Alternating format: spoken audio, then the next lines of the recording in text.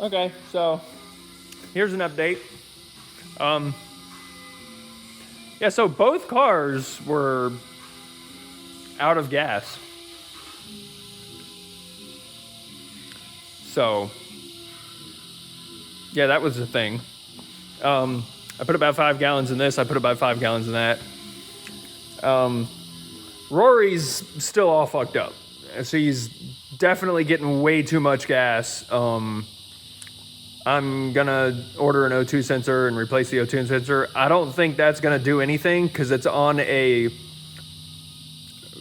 freshly chipped base map. So I think it's more of a tuning issue than anything else because when I originally went to tune this ECU, I originally went to tune this motor, it was in the Datsun. And that's when I found out that it had no compression on one of the cylinders, pulled it apart. The dude that I took the car to, he chipped the ECU. I don't even know if he put a base map on it. He might have just chipped the thing, found out it had no compression, and said, fuck this, I'm done, have your car back. So that's where I'm at on that. It does start if I give it some gas. And if I keep feathering the throttle, it will start and it will run, but it will not hold idle. And I'm 90% sure that it's a tuning issue. I'm gonna put a fuel pressure gauge on it just to check, but I'm 90% sure it's a tune. As I said, I'm gonna put a new O2 sensor on it anyways, just because I'm fucking no clue how old that one is. But yeah, so that's Rory. She runs barely.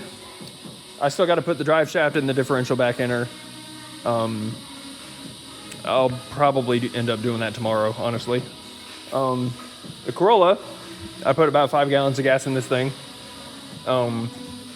Cleaned up some of the wiring a little bit. As soon as I cleaned up the wiring and I put some gas in it, she started back up. Very roughly, I might add. It is not happy. I currently don't have an O2 sensor at all. There's my... Ow, fuck, that's still hot. Yeah, I currently don't have an O2 sensor at all. So I'm gonna weld a bung probably on that header and plop an O2 sensor in there.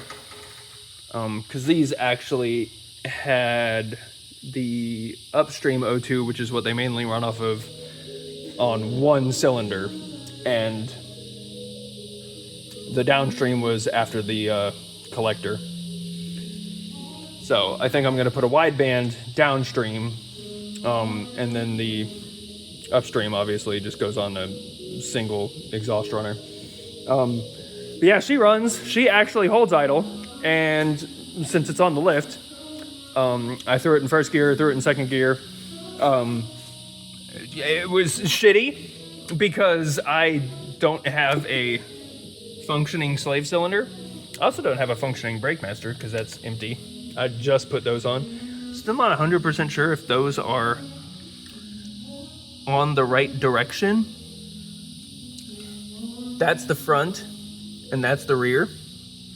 And I was told that the front brakes are fed by this, and then the rear brakes are fed via this one. So I hope to God that the guys on the forums are right, because otherwise I'm not gonna have very good brakes. But yeah, that's a slave cylinder, right, or a master cylinder for the clutch. So I just gotta replace that. And then I can bleed the clutch, and then I can bleed the brakes, and then hopefully she should be drivable. Not happy. She's not gonna be happy because it runs like absolute dog shit. Pretty sure I'm also getting way too much fuel.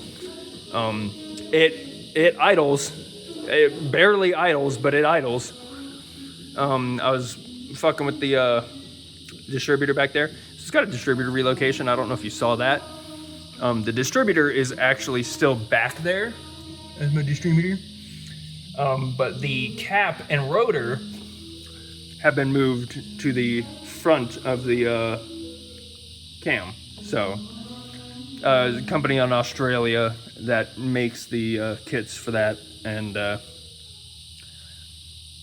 mean, I got no complaints. It was pretty plug and play. It didn't come with instructions, but honestly, it really didn't need any. Super simple installation. You just take a couple of bolts.